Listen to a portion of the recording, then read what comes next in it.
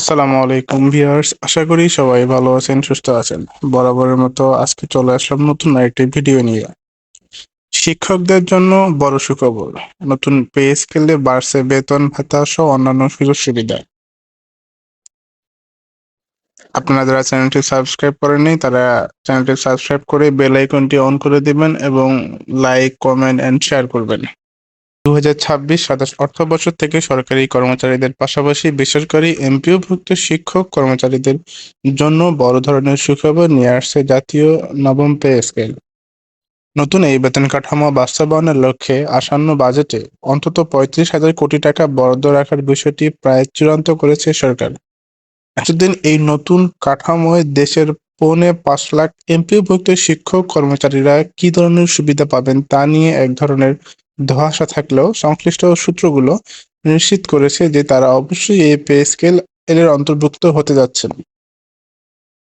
অর্থ ও শিক্ষা মন্ত্রণালয়ের সংশ্লিষ্ট সূত্র মতে নতুন পে স্কেল সরকারি চাকরিজীবীদের মূল বেতন বা বেসিক গড়ে 50% বাড়ানোর পরিকল্পনা হয়েছে। তবে 11 থেকে 20তম গ্রেডের নিম্ন আয়ের কর্মচারীদের ক্ষেত্রে বেসিক শতভাগ বা দ্বিগুণ করার গুঞ্জনও রয়েছে।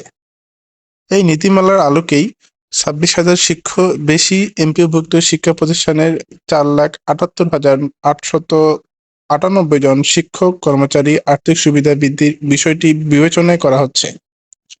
এই কমিশনের সুপারিশের খসড়া অনুযায়ী বর্তমানে 4র্থ গ্রেডে থাকা এমপিওভুক্ত কলেজের অধ্যক্ষদের মূল বেতনের 50,000 টাকা থেকে 50% বেড়ে হতে পারে 75,000 টাকা। একইভাবে 6ষ্ঠ গ্রেডের সহকারী অধ্যাপকদের বেতন 35,500 টাকা থেকে তা বেড়ে 53,250 টাকা এবং 7ম গ্রেডের উপাধ্যক্ষ ও প্রধান শিক্ষকদের বেতন 29,000 টাকা বেড়ে 43,500 টাকায় হওয়ার সম্ভাবনা রয়েছে।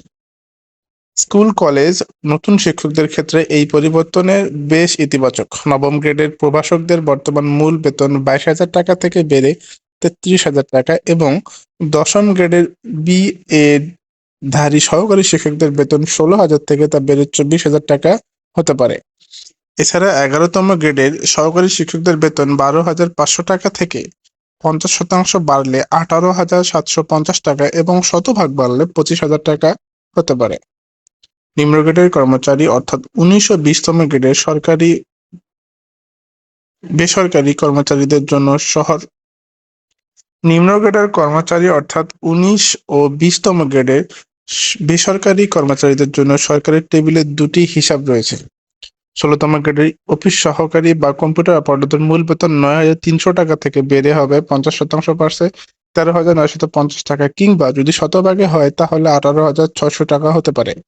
আবার 20তম গ্রেডের অফিস সহায়ক বা নিরাপত্তা কর্মীদের বর্তমান বেতন 8,250 টাকা থেকে বেড়ে 50% 12,350 টাকা অথবা শতভাগ বৃদ্ধিতে 16,500 টাকা হওয়ার প্রস্তাব রয়েছে। তবে এই বিশাল অর্থনৈতিক কর্মযজ্ঞ একেবারে চাপিয়ে না দিয়ে 3টি অর্থবছরে পর্যায়ক্রমে বাস্তবায়নের সিদ্ধান্ত নিয়েছে সরকার। পরিকল্পনা অনুযায়ী আগামী জুলাই মাস থেকে সরকারি ও এমপিভুক্ত সকল চাকরিজীবীরা নতুন বেসিক বেতনের অর্ধেক শতাংশ পেতে শুরু করবেন। এরপরে অর্থবছরে বাকি অর্ধেক বেসিক কার্যকর হবে এবং সর্বশেষ 2028-29 অর্থবছরে নতুন পে স্কেলের আওতাধীন বিভিন্ন ভাতা ও আনুষঙ্গিক সুবিধা ধাপে ধাপে চালু করা হবে।